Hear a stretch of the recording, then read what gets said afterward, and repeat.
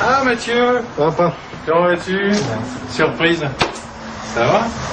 C'est bien d'être venu. Vas-y, un café? Ouais, bah vas-y. Ouais. Ce que tu veux, t'embête pas. Ouais, je vais faire un petit café, ouais.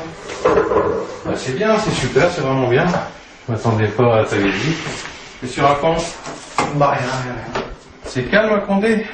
Ouais, bah comme d'hab. Ouais. Ouais, oui. Chicorée? Ouais, ce que tu veux, n'importe. T'as des nouvelles de ta sœur sinon? Ouais, bah elle est avec Lia, elle est à la maison, ouais, elle est chez moi. Bah ça va, ouais. Ouais, donc tu me disais, combien de Ramadan? Là, ça va faire aller 10 ou 11, c'est le 10e ou le 11e que je vais faire. Alors, c'était pas une crise passagère, hein, disons. Ah non, non, c'est sûr. C'est sûr. Ouais. C'est sûr. Voilà.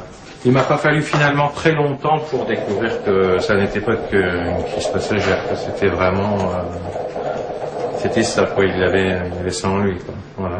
J'avais quelques doutes parce que il était déjà très souvent avec ses petits copains donc de la cité Saint-Pierre à Condé, donc avec tous ces petits copains donc marocains, enfin d'origine marocaine, algérienne, tunisienne et autres.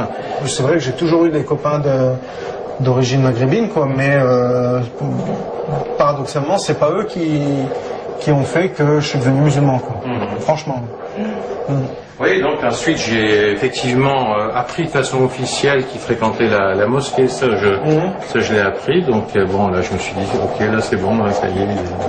Mais bon c'est sûr qu'au début ça secoue, quoi, ça interpelle, c'est le moins qu'on puisse dire. Mais après il faut rapidement essayer de comprendre, parce que si on n'essaie pas de comprendre, on va camper chacun sur ses positions et on va... Moi, je risquais de les perdre tous les deux, hein, puisque... Ouais, parce que ma petite sœur... Après, sa sœur a suivi forcément le même chemin. Mais donc, si on n'essaie pas de comprendre, on perd ses enfants. Donc, c'était pas le but non plus. Donc, Mathieu m'a carrément même prêté des bouquins, notamment sur la réflexion de certains personnages connus français sur l'islam. Et puis, à partir de là, j'ai effectivement commencé, on va dire... Mon travail de compréhension et d'acceptation. Et puis après, bien finalement, ça s'est très bien passé, jusque, bon, à part quelques petits épisodes où dans son discours, j'avais peur qu'il ait moins de tolérance vis-à-vis des autres, en fait. Et ça, je le reconnais, voilà. C'est vrai que je le reconnais, parce que... C'est ce prosélytisme qui allait parfois un peu trop loin. Mais qui tombe en même temps en pleine crise d'adolescence. Voilà, tu vois ce que je veux dire? Voilà, et là, voilà, dès que je disais une connerie, parce que j'en ai dit des conneries, dès que je disais une connerie, c'était plus Mathieu l'adolescent. C'était Mathieu le musulman, tu vois. Bon, après, sur le principe même de la religion, que moi, j'ai absolument, on va dire, c'est une mauvaise expression, mais j'ai rien contre, on va dire, quoi.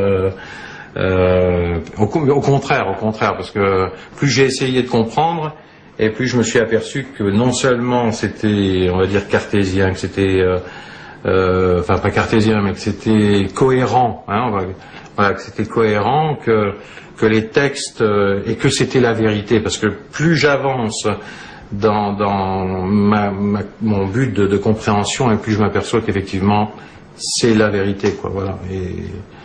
Et bon, pour l'instant, parce que il doit être trop content maintenant, parce que il a réussi, quoi.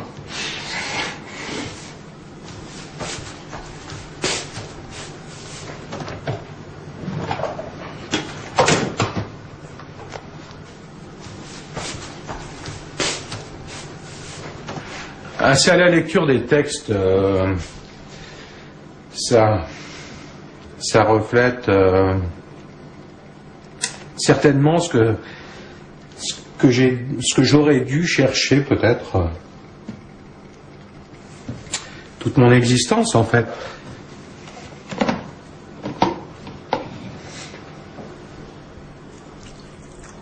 Surtout que je connais son travail dans le milieu dans lequel il évolue, dans un milieu parfois difficile où il y a des jeunes qui sont désœuvrés, qui sont en quête de vérité, de recherche spirituelle, et il a désamorcé parfois des situations plus que ubuesques, plus que difficiles, grâce à la religion, et ça c'est formidable, quoi, voilà. Donc là il n'y a rien à dire, quoi, c'est du respect, hein. Moi il m'a fallu attendre 53 ans pour... mais bon, il n'est jamais trop tard, hein. Ben ouais, c'est comme ça. Il n'y a rien de tard. Mmh. Tu veux dire, il est en train de... Non. De me dire, vas-y, lance-toi, mais attention. Non, mais... Mais non, franchement, il est jamais... Les derniers jours de ta vie, il est pas tard. Tu vois ce que je veux dire? Ouais.